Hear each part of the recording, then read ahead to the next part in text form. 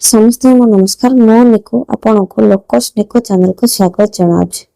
आसंतो आज वीडियो आम देखा जो सब एसएचजी मैंने 30,000 टंका पाइबा बा आरएफ 30,000 टंका पाइबा प्रपोजल करूछंती से आरएफ प्रपोजल केते दूर पाई परिबे आ कोन कले आरएफ प्रपोजल पाई परिबे। तो बेसिकली 6 दिन जदि आपण न करूछंती ताहाले आपण आरएफ 30,000 टंका पाई परिबे नाही। तो से कौन कहतु आपण मोर पूर्व भिडियो देखी आरएफ आम लोकस माध्यम अप्लाई करा जाउतला। तो लोकस कौन करते सीआरपी माने निज आईडी ओपन करते आईडी ओपन कर तले जो 5टी आइकन अच्छी तो लास्ट था मोर ऊपर क्लिक करके फंड प्रपोजल ऊपर क्लिक करते फंड प्रपोजल ऊपर क्लिक कर सारा पर आड प्रपोजल ऊपर क्लिक करा जिवो। आड प्रपोजल ऊपर क्लिक कर सारा पर सेठी कौन करते निजर फंड टाइप जमी आम कहले आवर्तन फंड थी आरएफ जहाँ कहुए रिभोल्विंग फंड ये रिभोल्विंग फंड चॉइस कराइले। देन से निज ग्राम पंचायत विलेज आउ सीबीओ नेम सीबीओ माने निजर एसएचजी नेम ये सिलेक्ट कर सारा पर ये शो करथला जे सेही एसएचजी केते माने आवर्तन पांठी पाइछंती।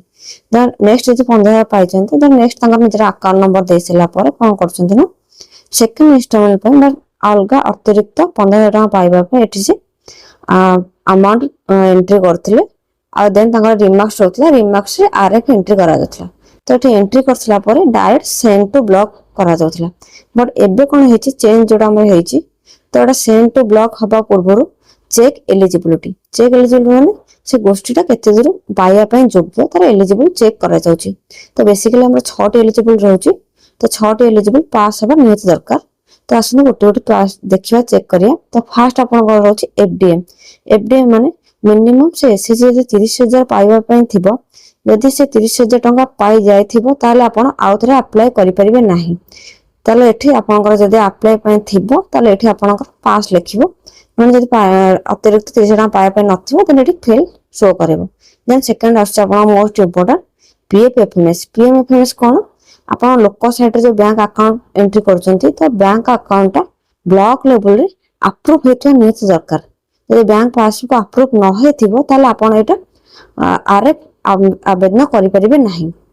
तो थर्ड आसुची एसएचजी मिनिमम 3 मास रे हेथिबा दरकार। जदि गोटे एसएचजी मिनिमम फॉर्मेशन रो 3 मास हे नहीं ताले से एलिजिबल नुह आरएफ पाइबा पे।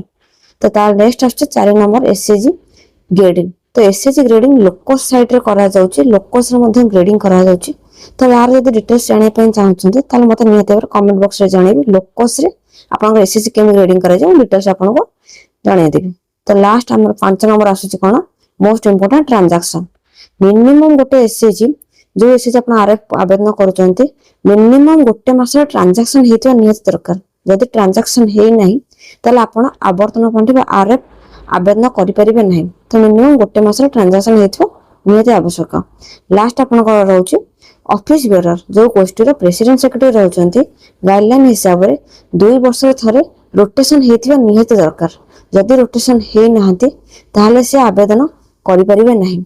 तो ए परि भाबर आपनकर 6टी स्टेप रहउची 6टी स्टेप सब जे कि पास हवा दरकार जहा कि हम ग्रीन कलर आसीबो पास हवा दरकार। फेल गोटे आसिले हबनी कि बाईपास जदि लिखाथो ताहाले आसीबो नाही।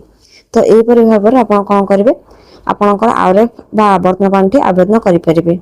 तो नियत भाବରେ वीडियो केमति लागला कमेंट बॉक्स रे जणेबे। रहउची जय जगन्नाथ।